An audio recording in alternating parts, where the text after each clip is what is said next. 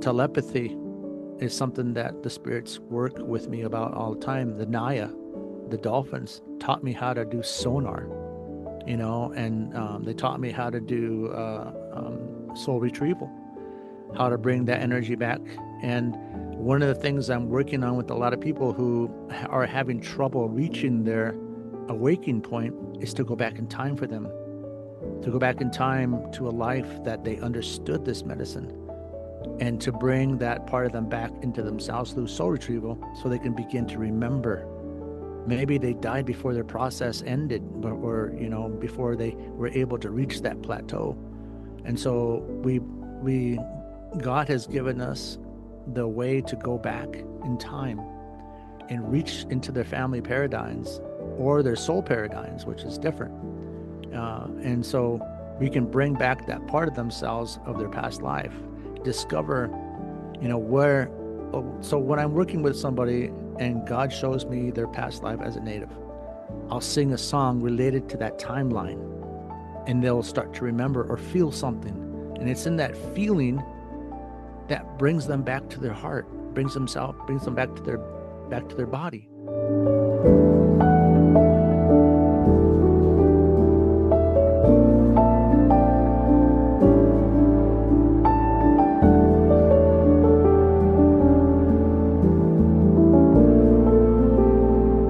Welcome to Souls on Tap. I'm Julianne Thon, your host today.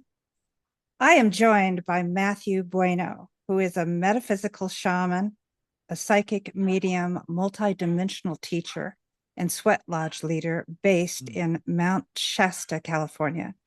With over 34 years of metaphysical study, Matthew's work focuses on clearing blocks to the higher self, awakening innate gifts, and helping others embody more of their divine light. Through collaboration with higher selves, master guides, and the ascended masters, Matthew facilitates a quantum level healing that supports alignment with one's most expanded timeline, reminding us that deep transformation is available to anyone willing to reconnect with their inner guidance. Gosh, welcome, Matthew. But before we begin, I'd like to honor you with the song, and the medicine with the song, my voice with the song, and all those people who are here. And basically, part of my medicine is singing. I am a drum leader for Sundance, drum chief, and then I'm also a spiritual leader for our sweat lodges for the men. This song I learned from a Heyoka brother from South Dakota. He's is a very powerful man, very dangerously powerful man. And I've known him for over 25 years, and we just got to know each other this last 5 years, really deeply. And I respect him. I respect the ways that he teaches and what he does in the world, in the ceremony. And so I want to honor him and also the spirits that brings through. So this song is about encouragement. It's about bringing encouragement to the people. So whoever listens to the song now or later, it'll still help you. So when we think about encouragement, we think about how our souls were created and how we're still living off that vibration of creation. Our souls are never stop growing. We're always embedding more, sharing more, and there's always a transaction with spirit.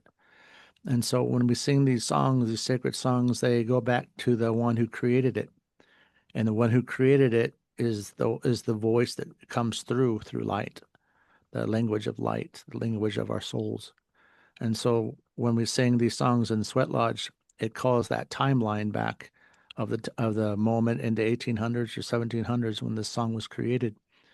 And it brings all the energy of that timeline into that now moment, and people can feel the medicine of that purity coming in. And so this is to open the door of the light and of all our ancestors, and to give thanks for them giving up their lives for us to be here. So I'll share this song with you. That's beautiful. So I want you to hear the word is blechya. It means encouragement, encouragement. Blechya. So What language is that? it's Lakota. Lakota, my adopted family.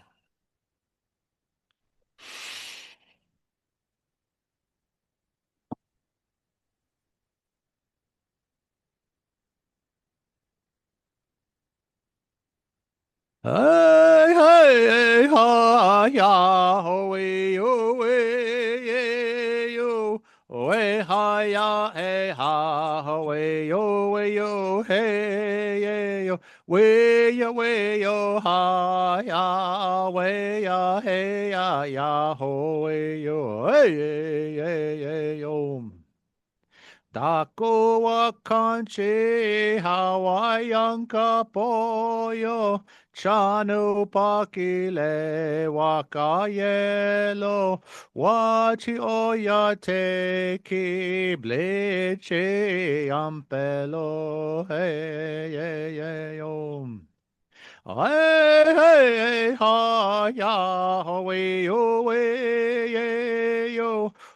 ha, ya, hey, ha, ho, hey, yo, ha, ya, ya, ho, yo.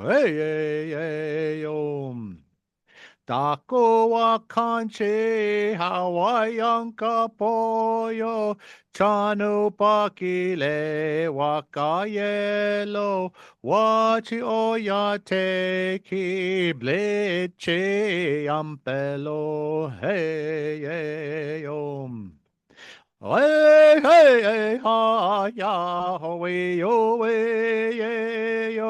way, ha, ya, hey, ha, ho, hey, way, yo, ha, ya, way, ya, hey, ya, ho, yo. Taku wa kanchi Hawaiian kapoyo Chanu pakile wakayelo Wachi oyate ki bleche ampelo hey, hey, hey, Way, ha, ya, ho, way, yo. Way, ha, ya, hey, ha, ho, hey, yo. Way, yo, ha, ya, hey, ya, ho, hey, yo. Dako wa kanche Hawaiian kapoyo Chanu pakile wakayelo Wachi oyate ki blechi ampeloyo Hey, hey, hey, yo. Mataku yasen.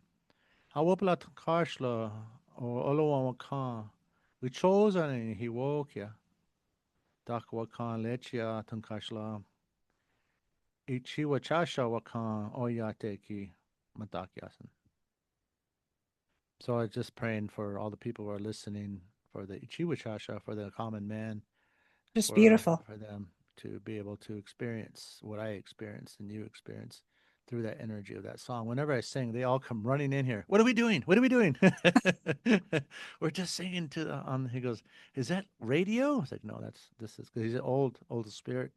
His name was Ohitika Bloha Wakan. He's an old spiritual warrior. He's one of my warriors that when we can I tell her? Yeah, okay. Yeah, go ahead. I like to be talked about. Okay. uh, he's one of my spirits that work with like sometimes there's curses or entities that a lot of people don't want to work on. They want to be fruity pebbles, or tricks, or and be all the kid cereals. But we work on the dark stuff. There's some dark things that people don't want to look at. Entities, dark magic, voodoo, witchery, things like that. And I've been introduced again, thrown in to those things, and I just know how to do it. I know how to help them. I know it's just something that's inside me knows exactly what to do. And luckily for me, my adopted father was his name is Mato Apia Chikala, Little Bear Doctor, and he taught me some things about the darkness, And so Ohitika is recent. We just met like about 6 months ago. When I go and I call to the sacred tree, there's a dimension there that I've created where that was created for me to talk to the spirit world from Sundance. And that the tree appears for me, and it's all white light. So a big white light tree, and spirits come out of that, and they introduce themselves for whatever I'm up against. Each one of them has their own expertise about how they help. And sometimes you need spirits to battle spirits, and they're all for it because they're warriors, you know.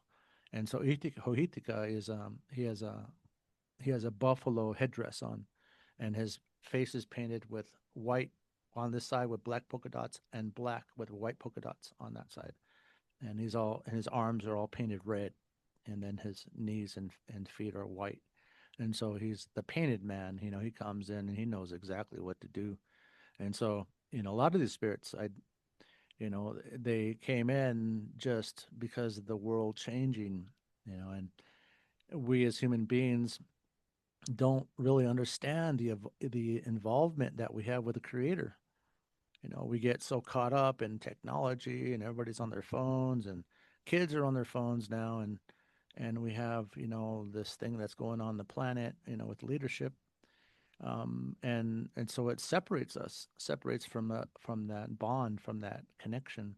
But for some of us who are walking the master path, like myself, I'm walking that master path, because I know that I have a library of wisdom that just comes out, and every person, every teacher I met in my life has bestowed their impression on me, and they have molded me to help me mold me who I am, who I'm becoming.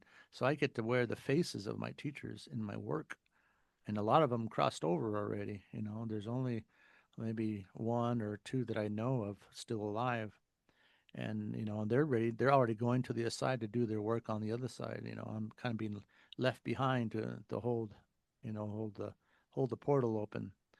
And so I'm teaching, that's the way I teach, is that I allow the medicine to come through. And if I meet somebody and that person meets me on that caliber, or meets me on that vision, on that energy, on that step, then everything comes through for them. If they're still struggling with things about judgment on themselves, or criticism of others, or whatever it is that humans do, religion, then we have to go back further for them, and kind of teach them at the core level about energy hygiene, how to meditate, how to ground.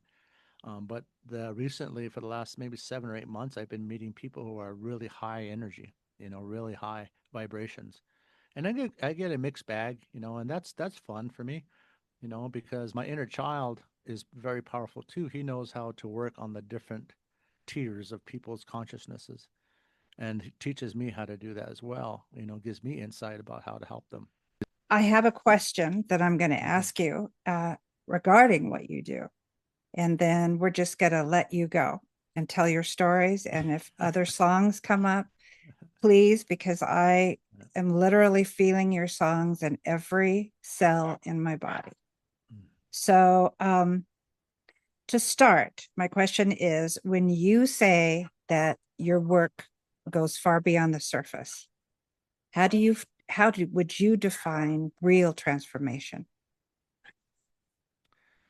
Well, transformation is basically a person reminding themselves of who they are, and learning to walk that path. And right now on Earth, we're all remembering. We're all here to remember. This is the learning planet. And the depth of the work that was bestowed upon me keeps going. It never stops. I remain teachable no matter what. I am never going to get to the finish line. Even when I cross over, I know that there's another path for me up there as well. And so I look forward to that. And my um, I can only base my teachings and my stories on what I've experienced. I've been approached by a lot of different people over the years, about how I got here, and I don't know. I just know things. It just comes through me. And for a long time, I thought I was making stuff up. I didn't know that some of the stuff that was coming through was actually real and really helping people. And in my 20s, when I was in my heightened awareness, I was moving stuff with my mind. I was scaring people. I was moving stuff with my mind and changing channels on the radio with my mind and talking to the beings that weren't there. And, and I felt like I was part of this other world that no one else could see. How did you feel And about that? in the beginning, it felt very lonely to me.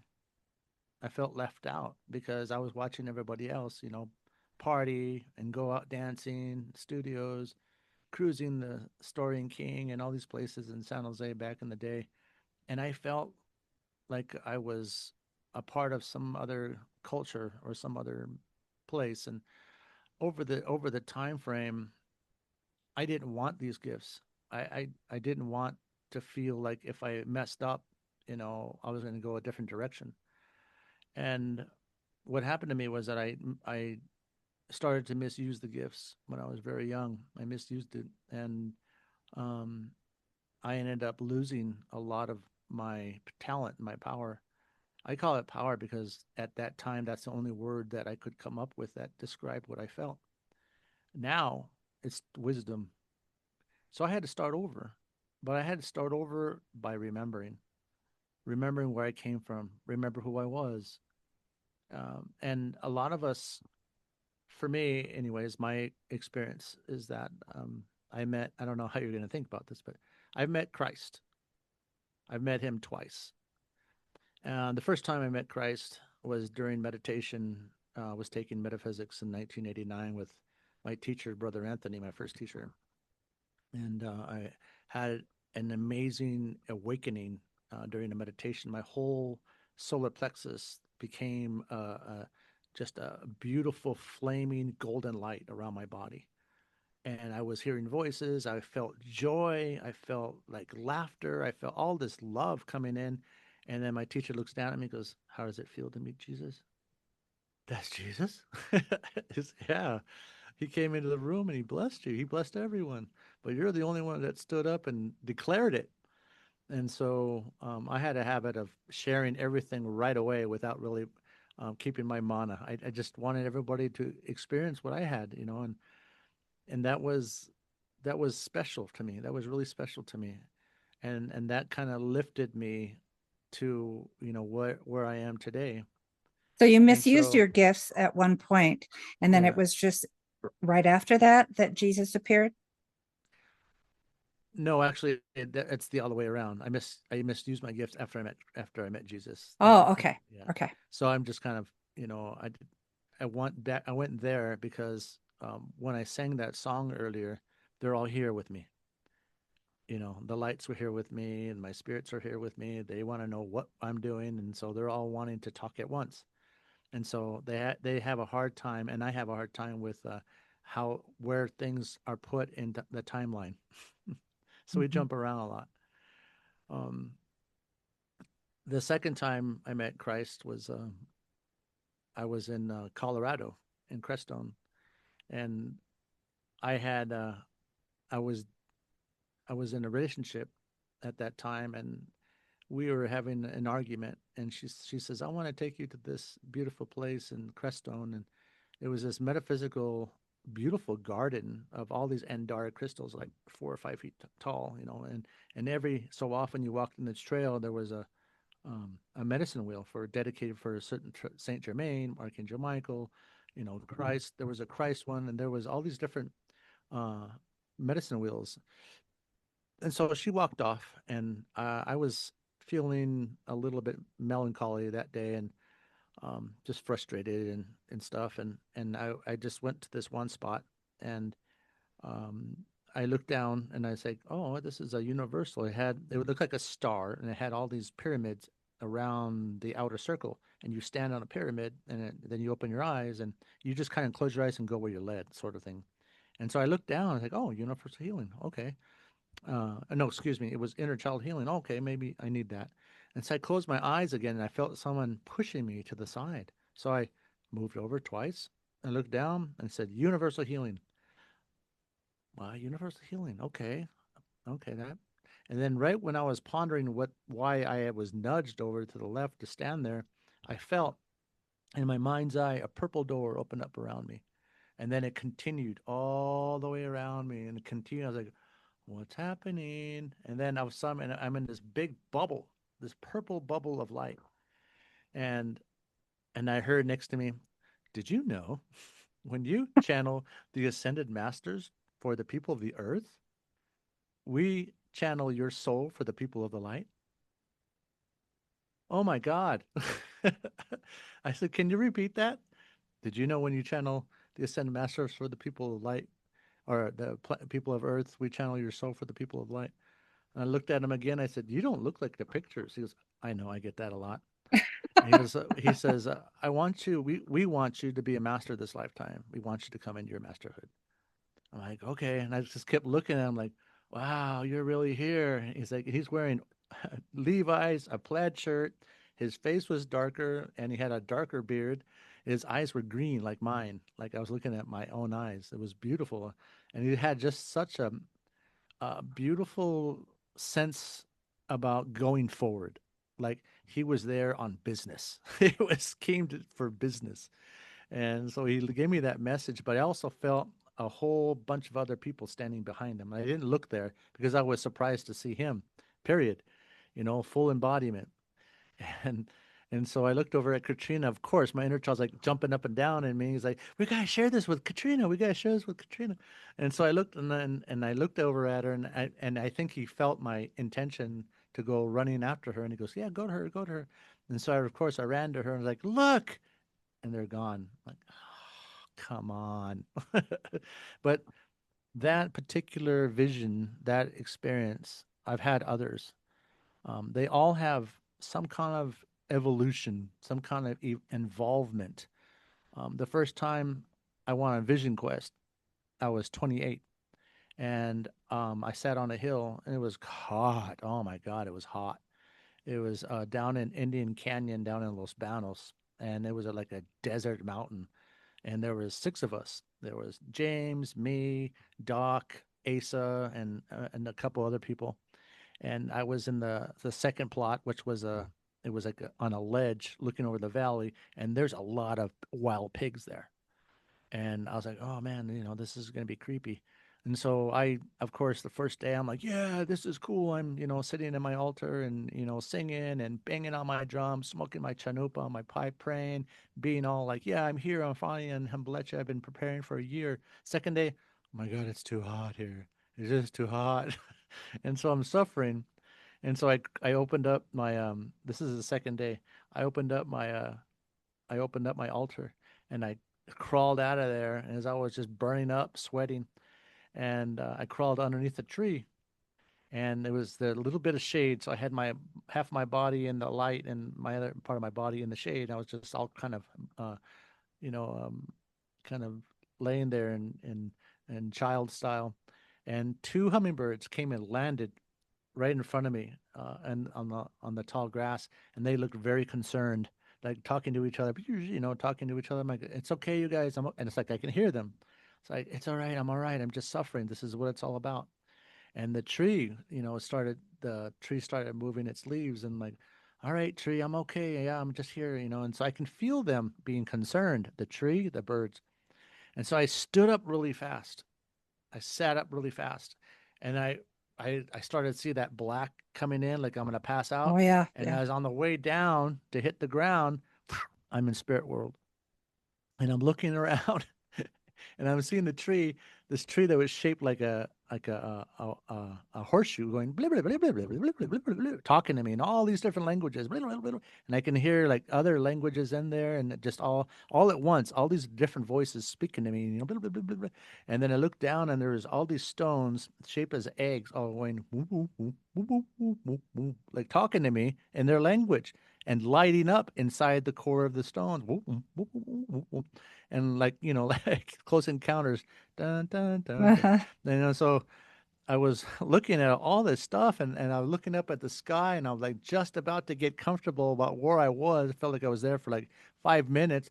I hit the ground and I woke up. Oh, I rolled over. And then I heard a couple of minutes later, I heard the leader, Paul Rubio, running up the hill. Oh man, I better get back in my altar. So I crawled back in there, like I was sitting up the whole time, but I was suffering. I didn't know I couldn't. I didn't know I could. It was okay to go outside my altar, but I did. And so I sat there, and he comes up, and he has a bowl of water and a bowl of fruit in his hands on the second day. Keep saying the second day because we're supposed to be up there for 4 days. And so he says, I want you to drink half of the water and eat half the fruit. And I looked at him and I said, what? I said, get out of here.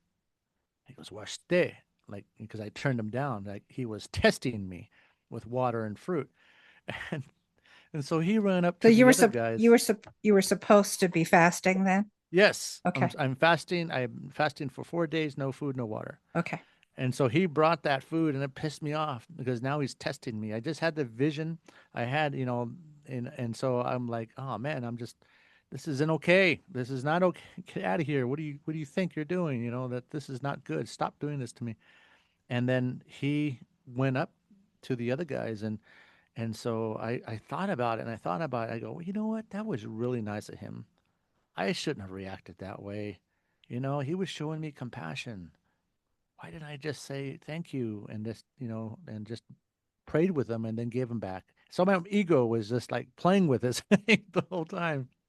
And so I hear him coming back and I look over the edge. I said, hey, Paul, I'll take some of that water and fruit. He goes, oh, I don't have any more now. The guys up there said to tell you thank you. Well, gosh dang it. they, so I said, now I'm more pissed because I turned him down and the other guys got to drink and eat it and they don't feel guilty about it. So, that was my first experience, on blechya. And so that experience, the experience with Christ, the experience of waking up with Christ and metaphysics was like 4 different times, or 3 different things that just really stands out in my life, and that really encouraged me, encourages me, just like the song encourages me to keep going forward. It encourages me to continue to teach people, even if, they're not at the level that a lot of other people are, and they're still waking up in the whole process. You Maybe they're know, facing karma in the world, and they just need a little bit of a lift. well, a couple of things. Number one, you talked about the inner child, and I mean, the inner child is spoken of in so many different contexts, even with psychology or hypnotism, with Jungian philosophies and all. It seems that, and I know when I was taking hypnotherapy in the beginning, I wasn't necessarily taking it from a spiritual standpoint. It was more from psychology. And they suggested the importance of healing the inner child first when the individual is going to heal themselves. They have to, that's where they will find so many of their shadows. So I find that interesting. The other thing is you're talking about the importance of moving forward, that you said that Jesus even told you, you have to go forward. And my son passed away when he was only 9.5 years old, suddenly. And I remember thinking, how am I going to live? I can't handle this pain. It's so great. And he very clearly said to me from the other side, it's about you moving forward. It's what we did together when I was there, and I've shown you how. And now you're on your own and you have everything you need to do it. Just keep moving forward. And so that really speaks to me that you said that. The other thing that I want to point out, and thank you again for the beautiful song that you kicked this podcast off with. I want my viewers to know that when Matthew and I were on the phone the other day, he sang a song to me then. And his singing is so incredibly powerful that throughout the song, I suddenly saw myself. I was an elder in some tribe somewhere, I don't know where, and I was lying down, and there were tribe members not necessarily around me, but they were kind of over there singing. And I was lying, and I had very long gray hair, and I was making a transition. And I saw it just as clear as if, I mean, it was happening. So your song, the frequency and all, and the energy and the vibration of it was allowing me to remember. There's a reason that I had that vision. And whether this happened to me in a past life, none of that matters to me. What matters to me is the importance of remembering who we are. So I just wanted to say that before you go into another amazing story. Have you ever felt an unexplainable fear? A deep connection to a place you've never been? Or patterns in your life you just can't seem to break? These aren't random thoughts. These are to look deeper, to heal, to remember. At JT Introspective Hypnosis, I help you access the answers already within you through the power of guided polydimensional travel and the place your soul takes you in order to heal. Because the truth is, you're not lost. You're just waiting to be found. Learn more and book your session at www.julianathon.com. Yeah, on that note, one of the things that has been working for me that I'm understanding, usually I don't share these songs outside the sweat lodge or Sundance, but it seems that people need that connection more. My dad always tells me, Walking Eagle is my adopted dad, the Karuk. He's a Karuk spiritual leader here in Mount Shasta.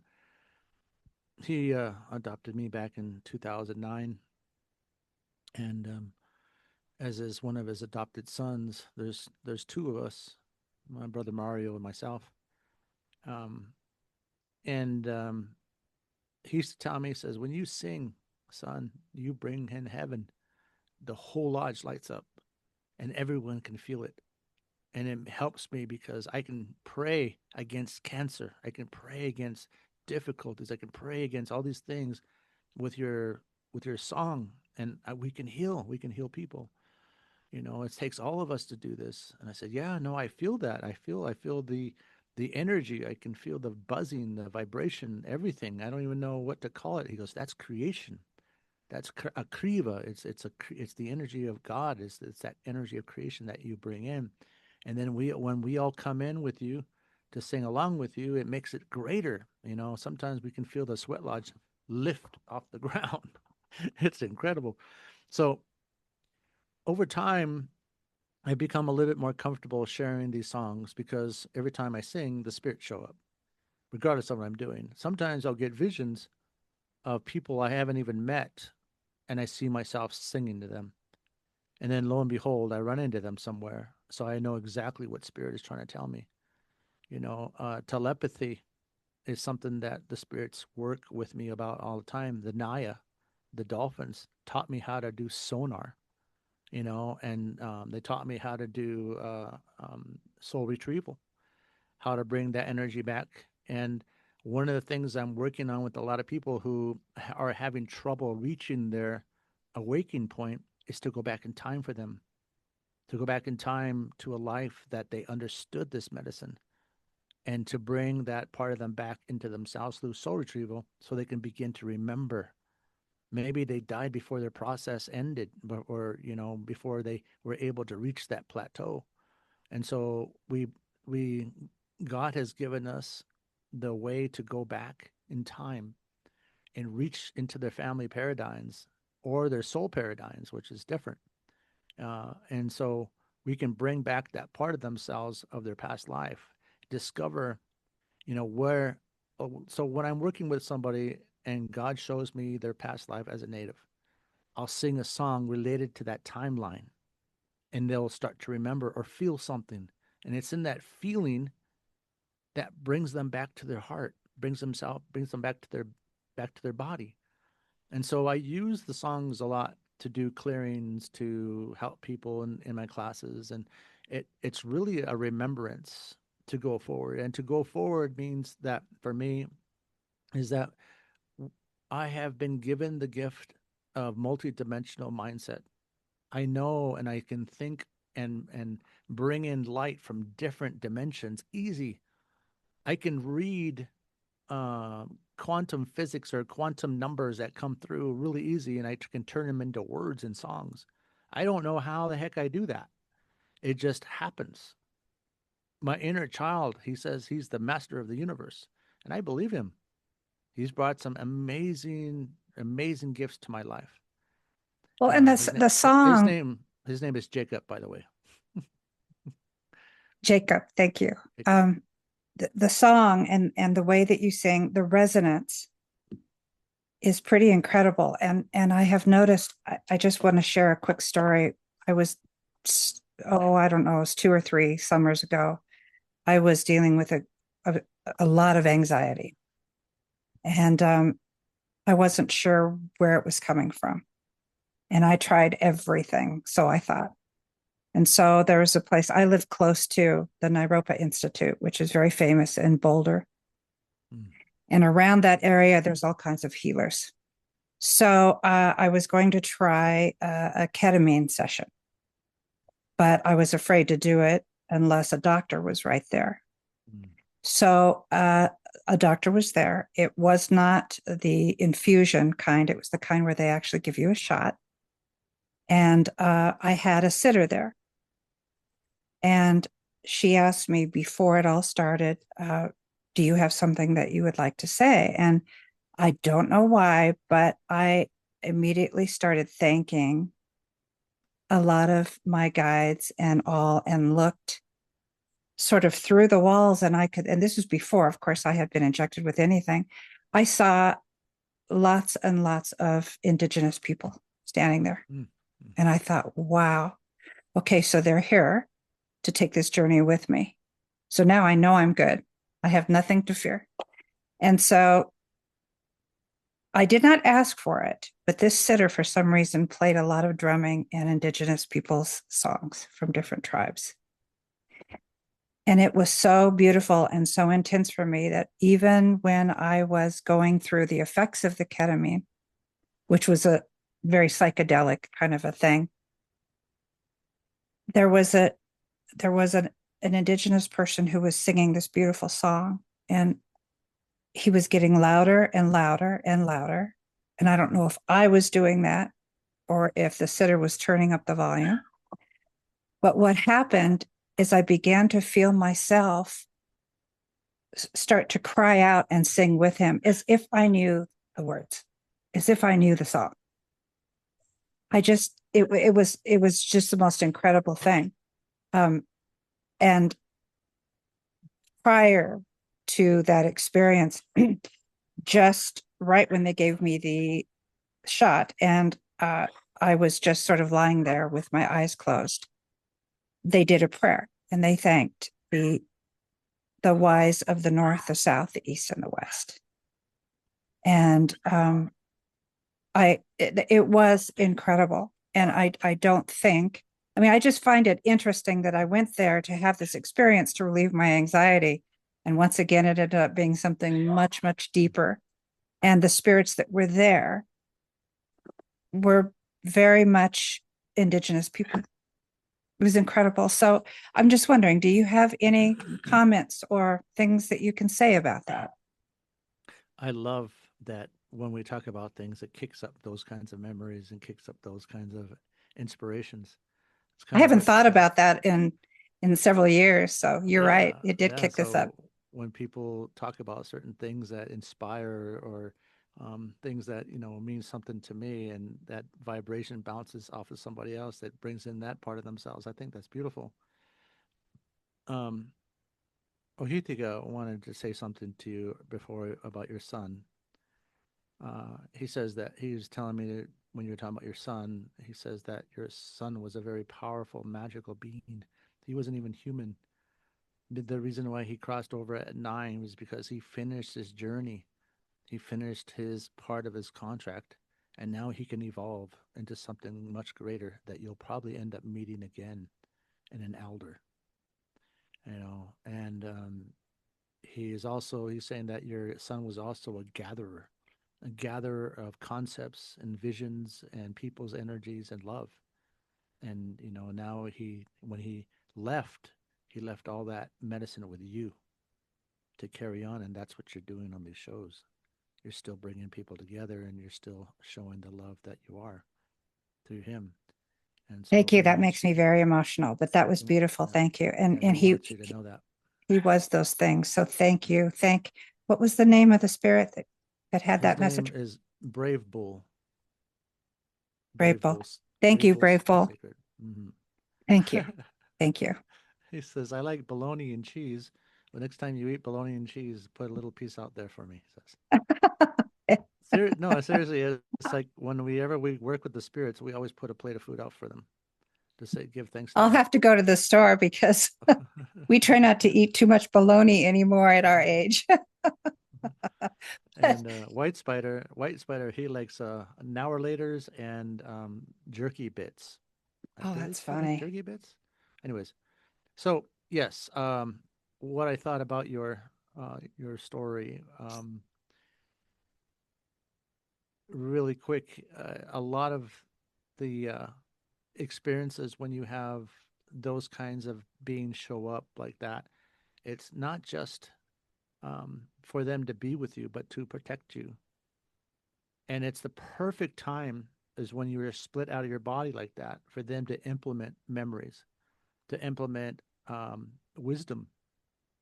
And a lot of times when your body reacts or responds to something it doesn't understand and it becomes grateful, that's a shift in your own cosmic being. That's a shift that brings in that part of yourself that was lost. It brings in that memory, like a soul retrieval for you, and it gives you the power and the strength to overcome.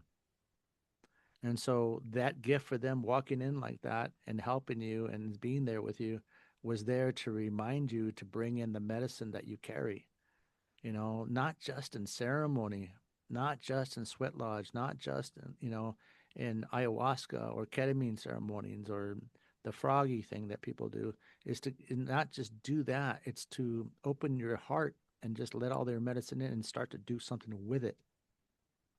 And that's why for a lot of us in those visions, my visions have carried me over and over and over. I still go back to that vision of talking tree and singing stones and the everything, the hummingbirds. I remember that like it was yesterday because it's always reminding me of the medicine that I carry. I have the ability to speak to all of nature, to the water, to the sky, to the rain, to the thunders. My Indian name is Joaquin Mato, Matthew Lightning Bear, and I was given that name by Keith Pache, another medicine man, a Yuipi man. I was living in Santa Cruz at 96 or 97. I was given that name, and I paid for that name. You give a giveaway for those names, and the teaching wasn't that, oh great, you have a great name. It means now I have to live up to that name. I have to make sure that that name that I was given is I'm living up to that power, to that sacredness of lightning and to the bear. Lightning is being able to speak and light up all the different dimensions that are hidden in the dark. And the bear to me is about the healer, the man who walks with many, many tribes and many, many colors and many, many just lifetimes all rolled into one in my big bear body, you know. And if you ever see me, you'll know I'm a bear because I have no butt at all. It just goes straight back down to my legs. Bears have no butt. Anyways, That's funny. Um, I love your sense of humor, Matthew, by the way. It's because I just feel so much joy and love every time you crack a joke. Um, so speaking of the remembering and the awakening that you have referred to several times in this conversation, it is so true to reiterate what you said. We have an awakening that's happening around the globe.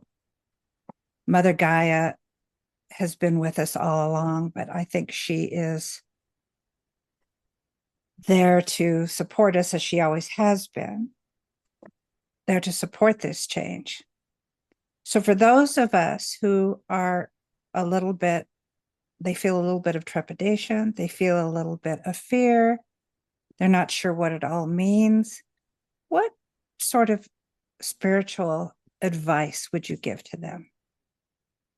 We all get visions, but we're a lot of us become very analytical and cynical about those things. We only believe what increases the flow in our brains. What we see every day, the TV, our cell phones, our computers, the way other people act. How often do we allow ourselves to go sit in the forest or be by a stream and just listen? We're always in a hurry. It doesn't matter. My mom is insanely crazy when she drives. I have to put like triple the protective bubbles around me because she's always rushing from spotlight to spotlight Mhm. to red light to red light to stop sign to stop sign. Mom. Mom, you're gonna kind of stop. Just freaking ease up on the gas a little bit, and just finesse. Remember that word, finesse? Oh, be quiet. You don't know what you're talking about. Yeah, you're right. And and Have we you get ever been tempted to look at your mother and say, wait a minute, I've seen Jesus twice. I think I know a no, little bit. no, no, no. Well, both my parents are raised by Catholic, and Oh, okay. So there's that. Yeah. I Yeah. went to Catholic school. I got Oh, my first yeah. confirmation. I got my confirmation and all that stuff. I did all that stuff. But I think it was just because it was. Anyways, I don't want to go there too much because both my parents are very religious that way, and but my dad, he's just my dad that raised me, Mel Bueno. He's just a very compassionate. He's a Cancer. He's very compassionate, very sensitive. He always stops and looks at me before he says anything, and he feels about what he says before he says it to me. Because between me and my sister, he always tells me, "You're the kind of person that will forgive a person no matter if they hurt you, if they did things something to you, or they cause you pain. In 24 hours, you're back to forgiving and loving them. Your sister, she will carry it to her grave." It's like, yeah, that's true. My sister's a Taurus, Oh, but yeah. yeah. So, one of the things that it's very important to remember is that we're all here on Earth because we're given a mission. And Spirit is constantly trying to talk to us, constantly sending us visions, constantly giving us remembrances through people, through babies, through animals, through things that we experience. But how often do we let love in? How often do we let ourselves, our walls down? How often do we remember to choose from toxic realities to healthy realities, including people? Sometimes we put it with people all our lives because we want to be their friend. We want to be the people pleaser. We want to keep them entertained while we're still suffering. There's no reason to be suffering today. No reason at all. The earth is evolving, and a lot of us are encrypted with the um, connection to earth. As the earth evolves, we're evolving. And a lot of people think sometimes when they're evolving, they have to let people go. That's kind of true, but it's about making a choice about boundaries. Do you want to continue to be going through that, Right. universe, that hoop back and forth, back and forth, back and forth, that continuous looping of trauma? Or do you want to step into who you really are? We all carry that extension of Creator within us. It's not a religion. It's a spiritual connection that we are all given to Earth, to all of us. And to make that journey back to that place isn't hard at all. It's just a matter of choosing yourself, choosing your love, choosing to love back, choosing to lead with love, choosing to forgive. And some of those aspects are so down far down the totem pole that we're already into tomorrow, and we forget about today. And it's a really really it's a tough time to be in the world right now, with everything happening. And but I still believe, and I still am bringing in energies from the past. When we bring our work into the planet, when we help people on, even if it's one person at a time or groups at a time, like when I'm going into Hawaii, I'm doing some groups out there over at my friend's spa, and I'm going to teach some of them how to do mediumship, how to bring in the spirit to touch their body, to be in their field, to feel what that feels like, you know. we have the gift. And I say we because it's not just me. It's my elders, it's my spirits, it's Christ, it's all the things I've ever learned, I've ever experienced is inside me. It's in my voice, it's in my songs, it's in my stories, it's in my jokes, it's in everything. Same thing in the way God and the way Creator is. It's in everything. And when we learn to recognize that it's in everything, you can create your own garden on earth. You can plant your own seeds, make your own trees, and learn to develop the sense. This is kind of new and kind of I'm going to be out there a little bit. You can create your own consciousness. You can create your own, you can add to your aura. You can remove your chakras and exchange with Archangel Michael and feel what they feel.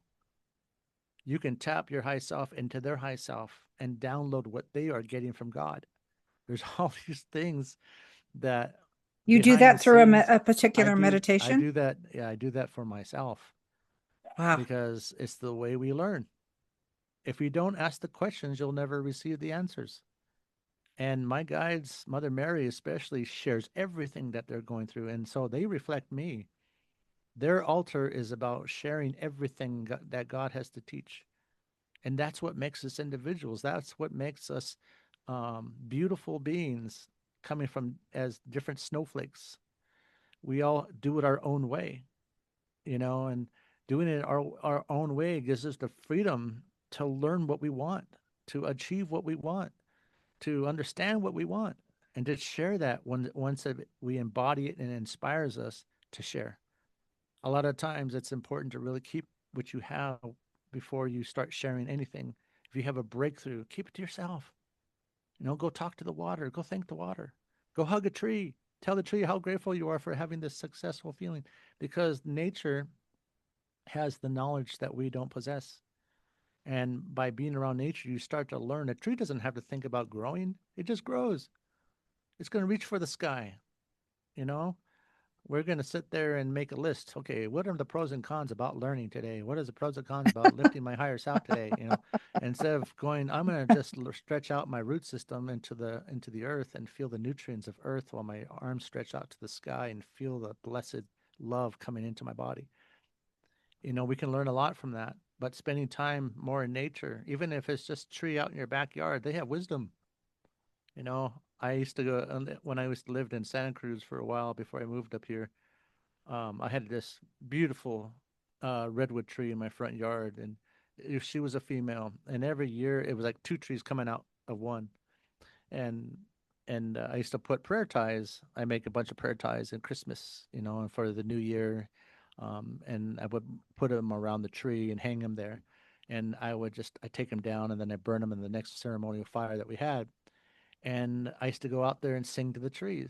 And right back in front of my house, I used to just sing to that tree every so often. And that tree, I felt it. It was just like the wind. When the wind came through, it would bring back a memory. When I was a kid, I used to love to lay down in the sun after being at the river with my family, going down inner tubes down the river over in Dobbins, Yuba City, California. And we used to love to do that as a family. And so the tree would give me memories as a gift. That was telepathy. I would see a vision of myself going down the river and then laying in the wind when I heard the wind in that tree. And I started to understand the language of the trees. I started to understand that. And then one day I was out front talking to my friend Aaron, who was moving to Hawaii, and I was contemplating on moving to Mount Shasta. This was back in 2000. And I was walking outward. I was walking down the steps to go to my car, and a branch came flying down, landed right in front of me. I said, I'm not leaving now. I'm just talking about leaving. you know, I'm like, wow, a big old branch just landed like, 5 feet in front of me, but it startled me. Like the tree's like, you're not going anywhere. Oh my gosh, don't worry, But you're right about the trees. I remember in the early 90s, I was living in Phoenix, Arizona, and I I I had just, I think it was 1995. Anyway, I just had my son Evan, and I was running to try to get the baby weight off of me. And I would go through this park, like on the sidewalk, and I looked up, and because it's desert, there was like one tree in this park. I kept looking at that tree every time I'd go past it, look at it, and I'd run and go home. Next day, I'd run, I'd look at it. I don't know if it was calling to me or what, but I got this message that I was, I have not told a soul this story because back in the early 90s, these kinds of stories were not as plentiful as they are now. Mhm. People were afraid to talk about this stuff. And I got this feeling that I was supposed to go hug that tree. And I remember thinking, oh no, these cars are going by, you know, so a couple more days went by. It was definitely like, you're supposed to hug me. You're supposed to hug me. So finally, I just thought, well, you just are going to have to do it. And so if cars come by, I guess it's because they're supposed to see you doing it. And I went up to the tree and I looked at it and I thought to myself at that point, you better get over yourself because you're about to have an amazing experience right now. And if you're worried about all the exterior stuff, you're not going to be able to feel this tree the way that you need to feel this tree. So I did it. I hugged this tree. And when I hugged it, I just felt this incredible amount of love, just incredible love. And, the trunk was only, it wasn't a huge tree. It was probably only 15 years old or something. And it was shortly after that my husband at that time was transferred to Seattle, where nature was so abundant then. I was getting ready to allow nature to talk to me. So again, I wonder, do you see in your experience and clients that you work with, do you see that so much of their past is aspects of each of their past is a stepping stone to the next level or the next experience they're supposed to get ready for? That is a mixed question because a lot of our timelines that we existed didn't have what we have today. Back in the days in the 1800s, 1700s, when the Native Americans used to sweat in sweat lodges, they would be able to run out of the lodge as an elk or a bear or a deer, right? Because the energy was so pure. Now we can't do that. It has to be in secret that we do these ceremonies, secret that we have these, weepy ceremonies that we don't show off, we don't talk about because it's sacred to the people. Um, One of my first memories of being told I was someone else, I was at a channeling, a trance channel.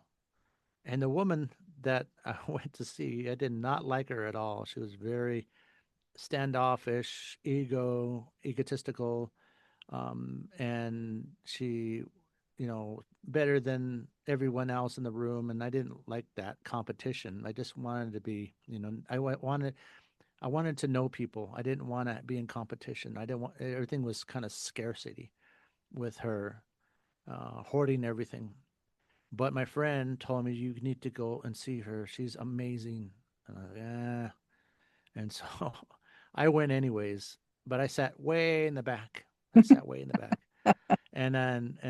So she says, and she was explaining her channel. I'm gonna channel Chief White Eagle. I'm like, oh brother, oh, here we go, another one, Another one.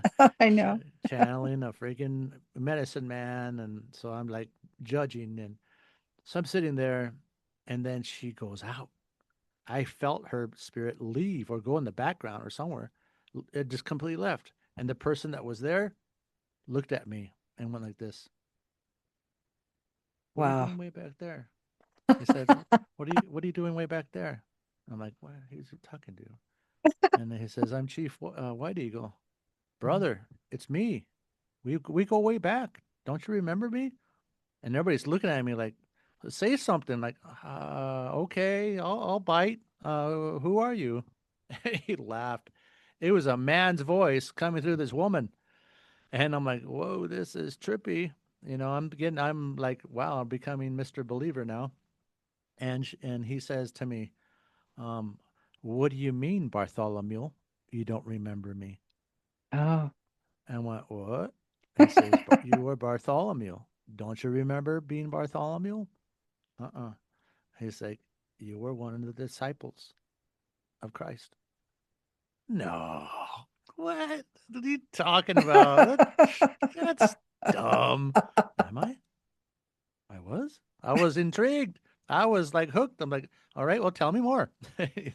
He laughed. He says, you and I, we get into all kinds of trouble. We start teaching this vibration and this knowledge too early in life, and people ripped us apart with horses. And so he was talking about some of our lives together that when we were teaching the higher math, the higher frequencies, the higher what we're doing today.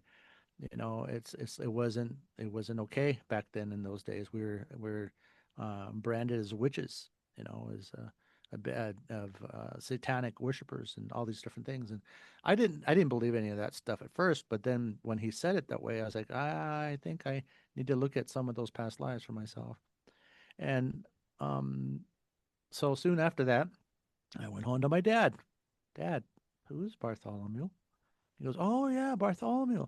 In the beginning of my work on the planet, when I first woke up from metaphysics and I met my guides, I had a natural ability to send spirits home, spirit rescue, and I can see the spirits between worlds, and I would call in the light with Archangel Michael, Raphael, and Gabriel, and I would help the spirit remember love, and I'd send them to the light, Why and that why did these excuse me for interrupting, but I have to ask, why did these spirits choose not to go to the light?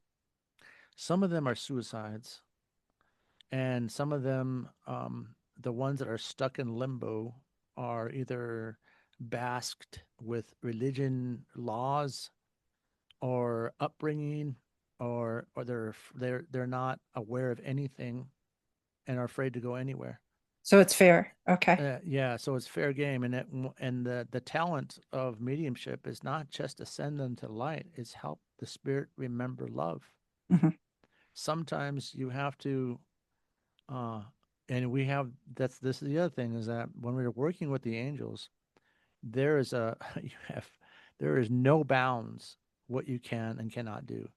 The spirits will help you on any level of consciousness because consciousness and energy never dies. It just changes perceptions. It just changes the view. It just changes the face value. And face value would say, how do I do this? And then when they give you all, amazing gifts to do what you want, well, let's go back to a time when this person was younger, because kids remember love easy. Adults, no, we're already plagued with, programs and belief systems and so on. But when you're a spirit, you're a hollow bone. You're just an energy waiting to be remembered and molded back to that. And because we began with love, it just doesn't stop there. Once we were made with love, we go back to that time. So sometimes I have to bring in grandmothers or grandpas from the other side to bring in the smell of cookies being made or baked in the kitchen. And sometimes people shrink back down to that age and then go to the light because they remember love. And so it's still a mystery to me how that works. But because of the work that we do, I have, and I'm sure others do too, we have the capability of bringing heaven on earth, about bringing the light here. I can be on a phone call with somebody back in Kathmandu and they can feel the power coming through them because of the words that I'm being told to say to them, and that doesn't happen for every single person. It happens for people who are completely open and ready for it, ready to move forward. If somebody's just trying to test me, or if they're trying to, see what kind of power I have, and that happens a lot, I just turn myself off. I don't want anything to do with that. I'm not there for competition. I'm not there to say I'm better than you or anything like that. I'm here to help people, period. And again, I wonder what happened, speaking of the inner child of those individuals that are there to challenge you. It'd be interesting to see what happened in their past, either a past life or their childhood, that made them be so cynical and feel the need to challenge, you know? Hmm. So my dad, after he told me that, he said that Bartholomew was one of the unmentioned um, disciples of Christ. And I said, that's what the Spirit said. So I was like, two things at the same time. And he says, and Bartholomew had the power to carry out orders for Christ to help those who were in limbo to go to the other side. That's what I do, So it was telling my story. So each of us has a story. And the beautiful thing that God has given us this lifetime, Creator has given to us, is that we have the ability to change that story at any time. We don't have to keep living the way we're living. We can change our story and the plot, and we have that power. But a lot of people, as the people, a lot of people I've experienced suffering don't want to change anything because it's too scary. Mm-hmm. There's too many people looking at me. Mm-hmm. How do I look again? Where everybody is so afraid about how they look towards everyone else rather than just doing what they were made to do, and it sucks because a lot of us feel so alone. We feel that there's a calling and we feel like, we have something to offer the world, but we're afraid to talk about it. We're afraid to announce it or to act on it, to express it. And one of the things that I love about singing, it gets everyone involved, everyone involved for everyone to listen. And so I open myself up to sing at funerals. I open because the church has great friggin' uh, sound quality in the churches because it echoes. The It makes me acoustics, sound. yeah, The are acoustics amazing. makes me Yeah. sound really good. I know. So, but yeah, so a lot of our past lives and our energies, it's all working towards going forward, always going forward. Opening and always opening our hearts and just unfolding into our purpose. And once you start to feel that connection of being heard, it's like everything else just opens up for us, and it's we are all created, like I said in the beginning. We're all living our soul's purpose, even though a lot of us are lost in that. Our soul is still developing and still opening up to Creator's love, because that's what we're born with, Creator's love. And to get back to that Creator's love is what we're expressing in our life today. That is amazing. And the way that you put it. And you said something earlier that struck a chord with me. I see a lot of people who, the more spiritually evolved they become, in some cases, the more solitary they become. I'm an example of that.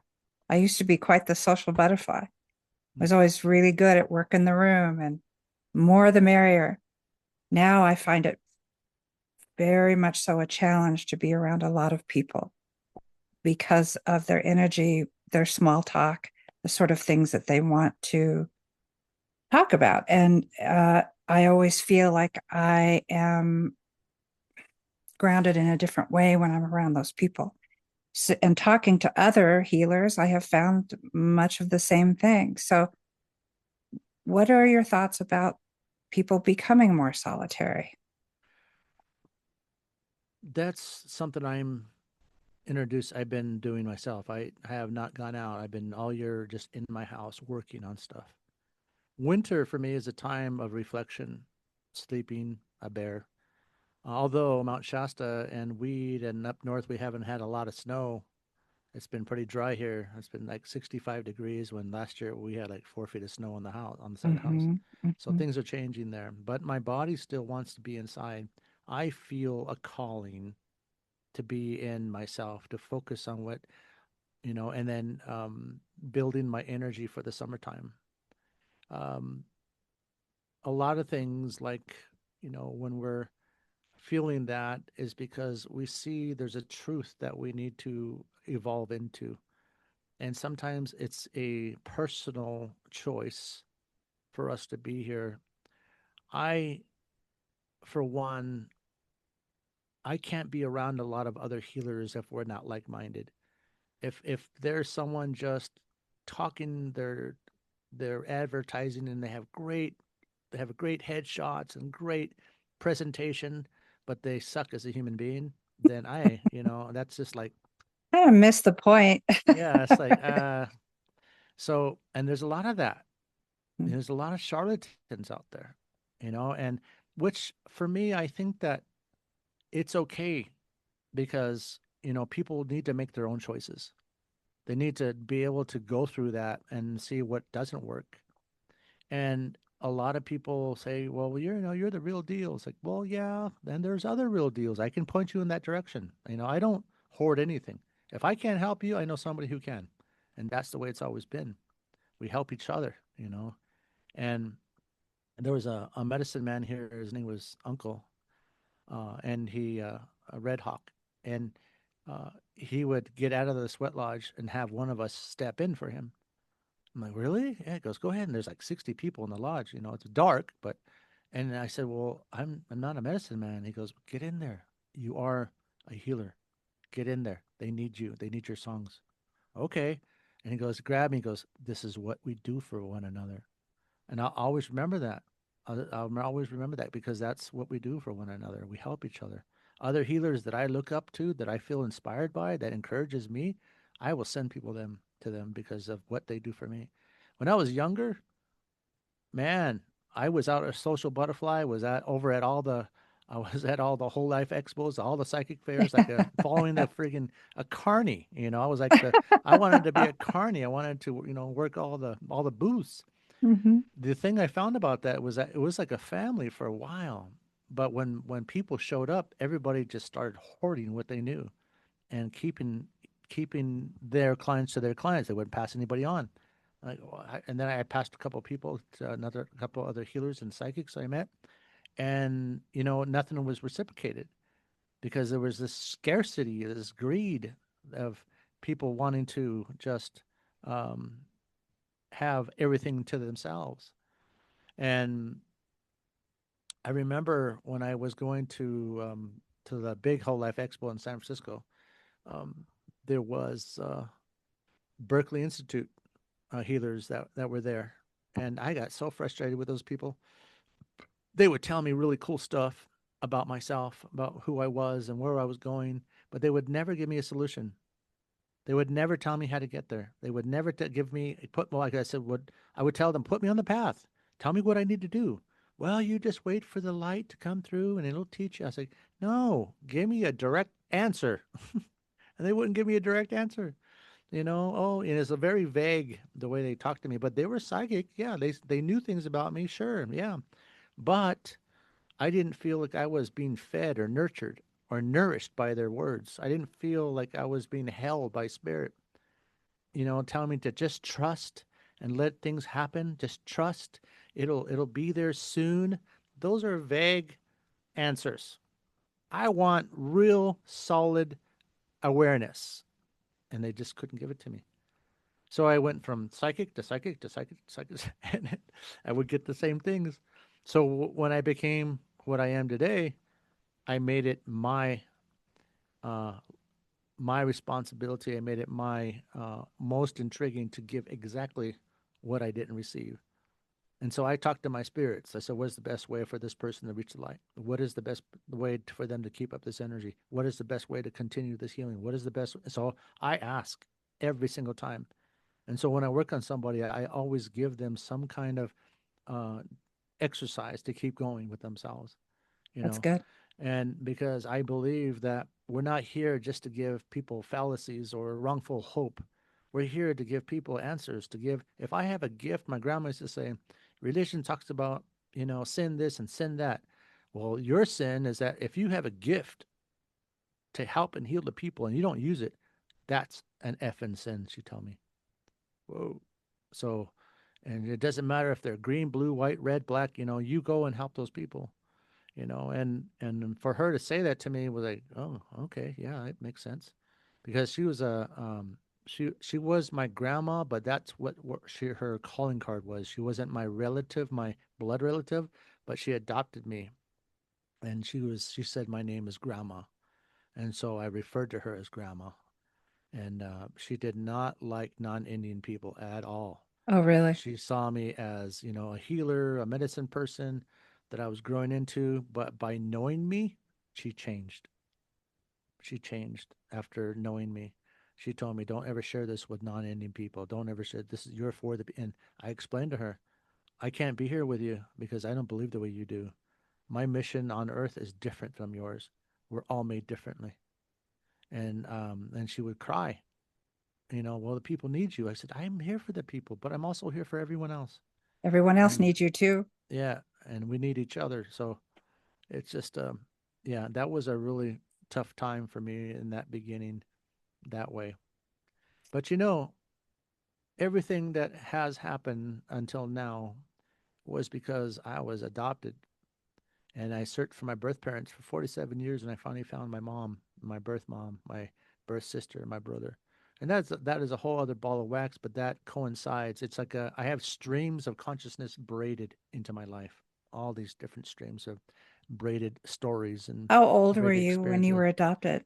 I was 3 months old. My sister was 5 months old. She came from a different family in Salinas that she found when she turned 18. And because she became a social worker when she got out of high school, so she was able to get the report right there and and find out the numbers and so on. I had to look and look and look and look and that's how I got to where I am because if I wasn't adopted, I don't know and I couldn't foresee what that journey would be like, but because I was adopted, I started looking for answers. And by looking for answers and searching, my intuitive kicked in. By asking questions and looking for my people, the telepathy came in. By looking for people and feeling a connection with people, my healing part came in, my healing hands. So I became a massage therapist. But, it's just the journey of being adopted is what pretty much made me who I am today. So I love my birth mom because of that, because she gave me up at such a beautiful time and a perfect time in my whole life. It's I don't blame her for anything. I was angry at her. Oh, I was angry at her because I wasn't getting the right answers that I wanted from her. But the answers were already inside me. This was God's doing, not her doing. She was just human. She was a mom. She had to do what she had to do, and I respect her for that. And you know, it was the biggest part of me was knowing I was right. I knew I had brothers and sisters. I knew I did, and that's a part of you that you never forget, you know. And I even met my eldest brother in spirit, and I don't know how we got there, but later on I heard he was murdered, and so I met him. I was there when he got murdered. I didn't know who he was though. And I saw this woman screaming, and that was my birth mom, and she says, I remember that night when, when I met her, we talked about this. She goes, I remember that night I was drinking a fifth of tequila because I was upset. And that was the day I told the family about you, that I had given you for adoption. They were pissed off at her. But everything happens for a reason. When my Auntie Melva died, her sister, she introduced me to the whole family. I went to the wake, even though I didn't know who this woman was too much of her. I didn't. I knew her for maybe a year or two. She gave me birthday cards with $5 in it because she Hmm. never got to do that when I was small. I loved that woman. I just met her and I loved her. I knew I loved her right away. She was family, and she still pinched my cheeks like my grandma did. And and so when I went to the wake, my birth mom introduced me, and I said, "Here I am." And the people are looking at me, like 80 people, and I'm like, "Yeah." And I just kind of talked a little bit about who I was and how I got there and how I knew Auntie Melva, and I looked at she was a bus driver in San Jose for 50 something years, and and she was the one that touched my mom's belly when I was in my mom's belly. Way before all this happened, I had a vision, another vision on top of everything else, that I was in my mom's belly, and I was remembering being in my mom's belly, and I saw my older brother watching TV, getting angry because my Auntie Mel was telling my mom, "You can't have this child. This child is special, and it's a blessing from God that you are carrying this child, and you need to give this child up." And my brother didn't like what he was hearing, but she touched my mom's belly, and I felt her power. come into me. Like I could feel her love. And when I met her, I felt the same power, the same energy of same love that I felt when I was in my mom's belly. There's a woman back in Nevada. She has a book called The Sacred Cradle, and she put that story of my vision in her book, you know. Oh, And so there's a lot of those visions I shared way back when, and people use those for some of their stuff that they put out there in the world. I'm writing this, actually making a book out of all these experiences and being a that was doctor going to today. be my next question. Are Yeah, you writing a book? yeah, I started already, but now that we have I can just blah blah blah blah blah talk about it, and Right. they'll help me. Yeah, Right. yeah, because but writing still makes it more intimate for me. I will write and make sure that all my heart is still in it and that they don't take any of my heart out of it. Yeah, I Because think AI can be very helpful as a tool. yeah, But as a like tool, you but said, not the heart of your writing needs to come from you. exactly. Yeah. Yeah. Yeah. And and just because God had given me this beautiful gift of life here on the planet, I came in alone, and I've been married 3 times. I know what it means like to be alone, and I just knew that if I was meant for somebody, or maybe I was just meant to help the people. um Mother Mary, um her, Archangel Michael, Raphael, and Gabriel have been like my support group for just through this whole thing. Since I this, think I posted something of those three angels because those are my three too. Yeah. and they have been with me since the beginning. Archangel Michael taught me how to do karma clearing. It went from karma clearing to one person at one lifetime at a time to, 1,000 people at a time karma clearing. In an arena. And then he taught me how to bridge to the other side to bring in the white light. And he said to me, he says, "This is all the stuff you already know, but you're just learning to remember." And one of the things that I've been experiencing for my life is that my body needs to change with my power and my wisdom now. Mhm, mhm. So I've been on this fruit juicing diet because I can Is kill that what for you're friggin' drinking? yeah. This is a beet. It was beet, carrot, um, ginger, 2 lemons, 2 apples. Um, uh, I said carrots already, and um, what is that? Turmeric, all juiced in there.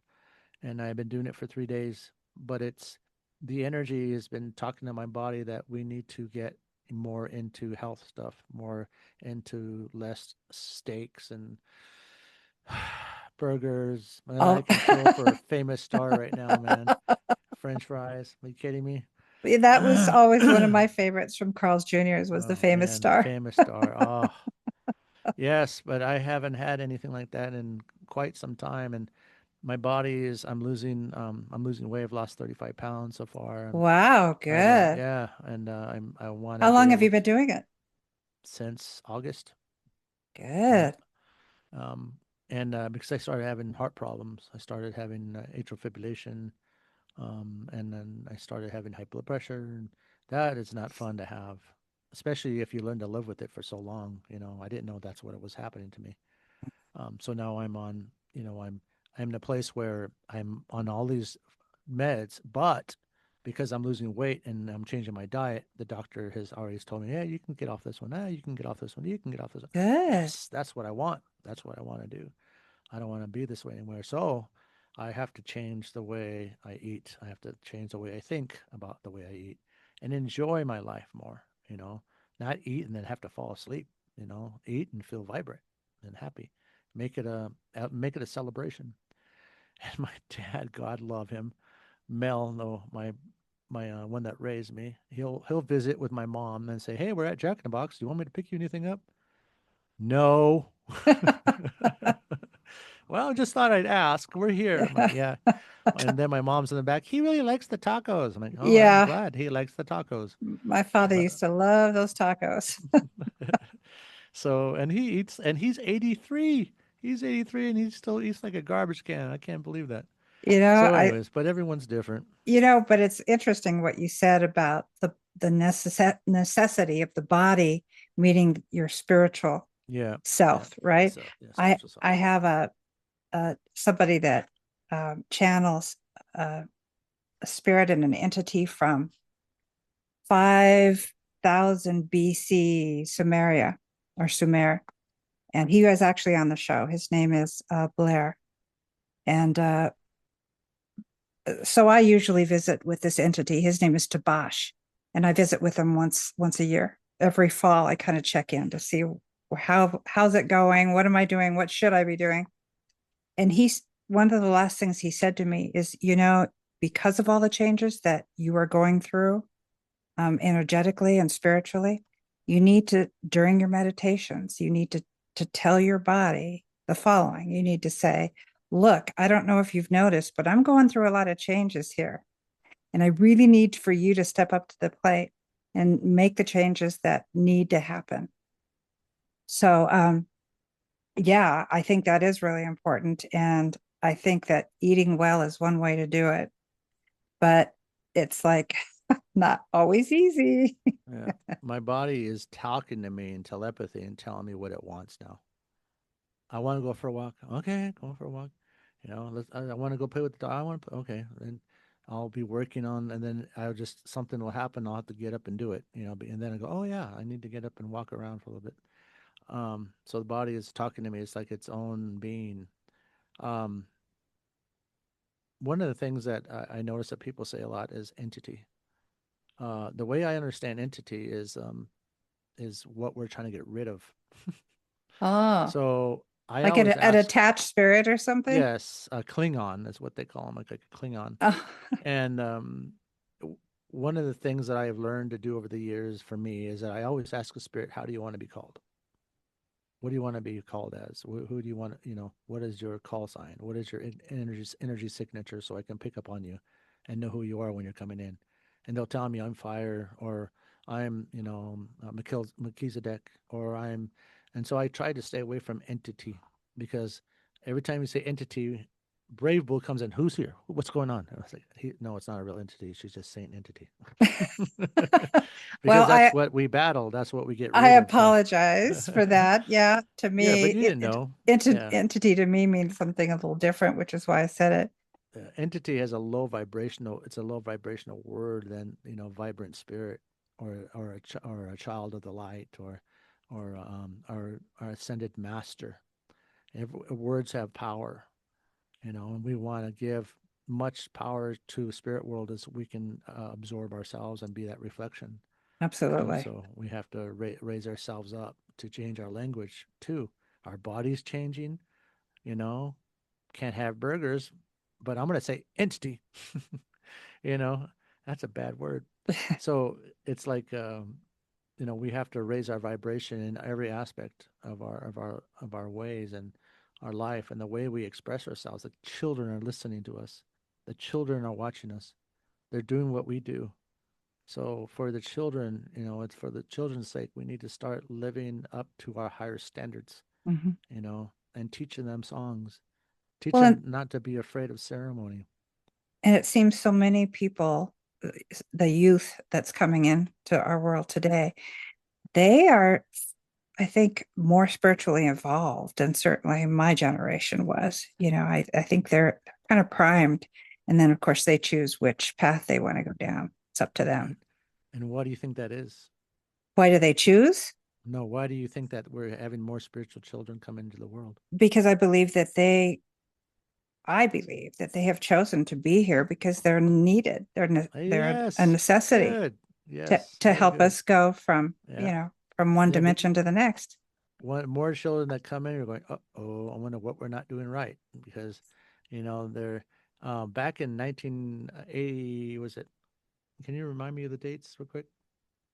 It, okay, from 95 to 2002, we had what we called these children spirits were coming into people's bodies, but not staying. Um, they came in to see through the human's eyes what was happening on the planet.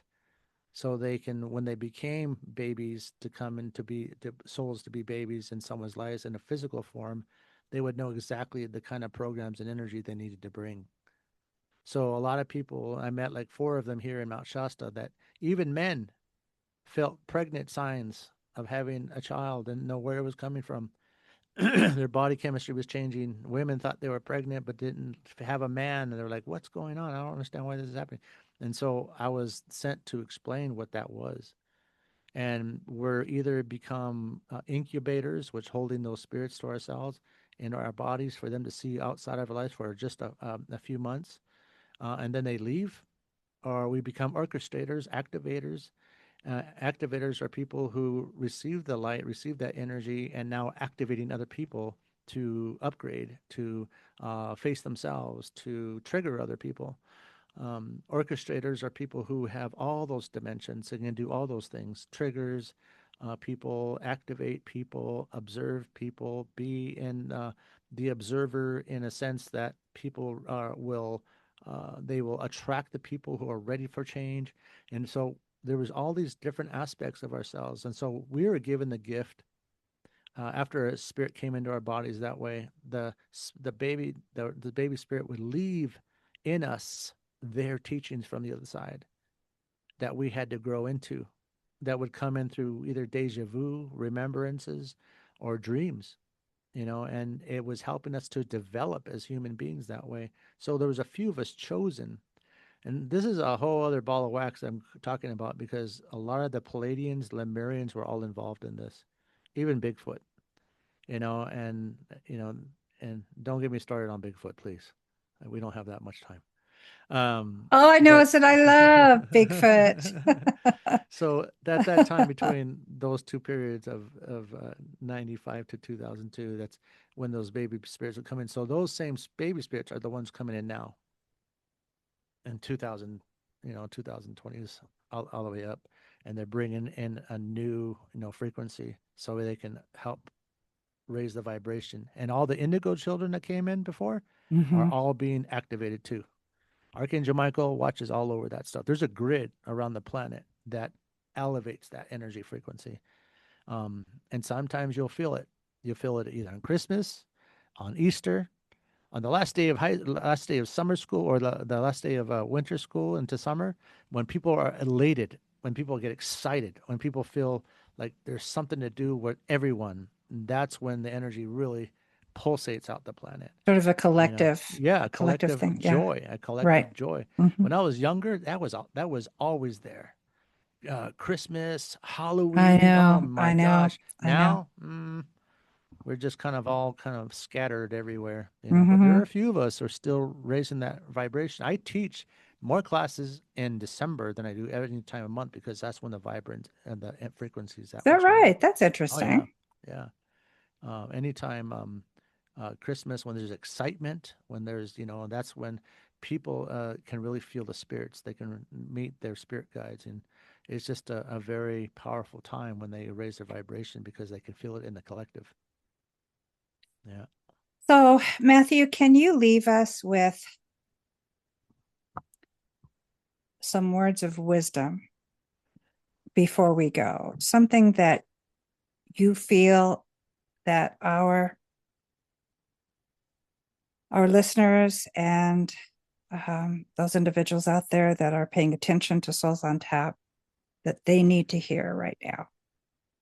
I have a prayer that anyone can say and learn, and it'll change your life. And so we say, white light, through his name, our Lord Jesus Christ, send your white light to us.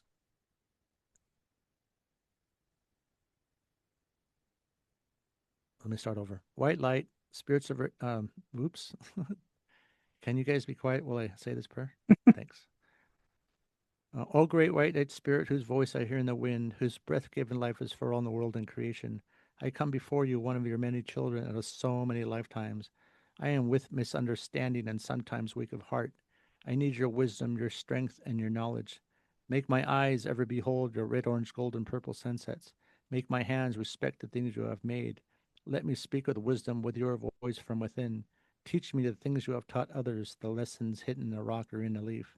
I need your strength of divine love, and not to be superior to my fellow man or to nature, but to be able to fight my greatest enemy, myself.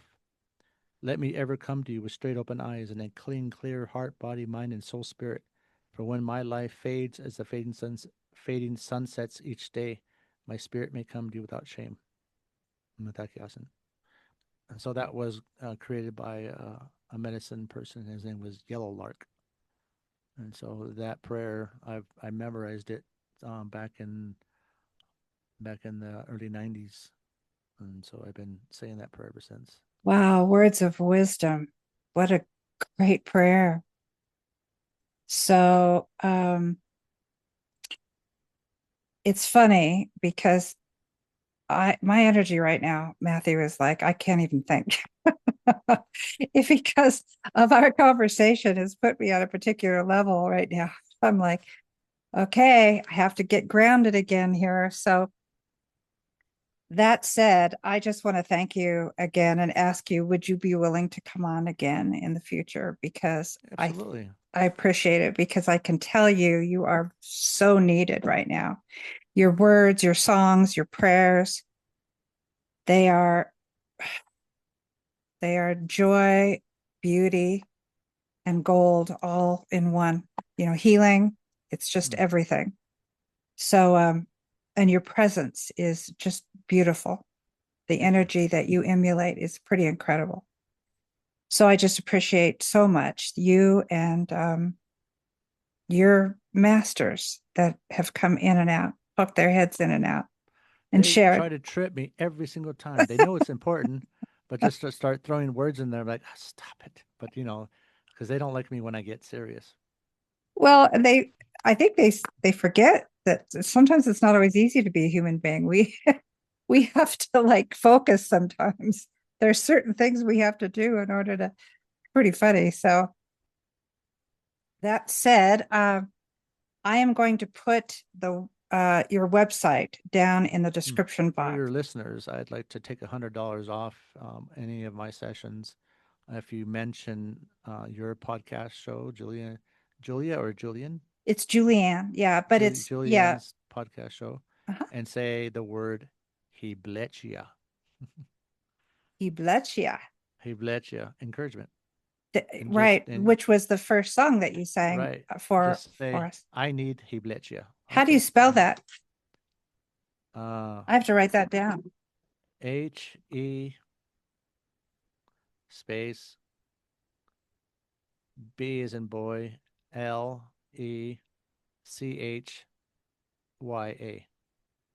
Blechya. And that's Lakota, you said? Yes, Lakota. It's a encouragement. And if your listeners say, I need blechya, then I'll say, okay, let's take $100 off your session and get to work. That's See what great. we can come up with. So again, to all of our viewers, thank you for joining us today. I hope that all of you out there enjoyed it as much as I did. This was just a monumental time, this last hour, hour and a half. It's just been incredible. So if this conversation resonated with you out there, please feel free to like and subscribe and share your reflections in the comments below. And until next time, please trust what's unfolding. Keep exploring, and we'll see you next time on Souls on Tap.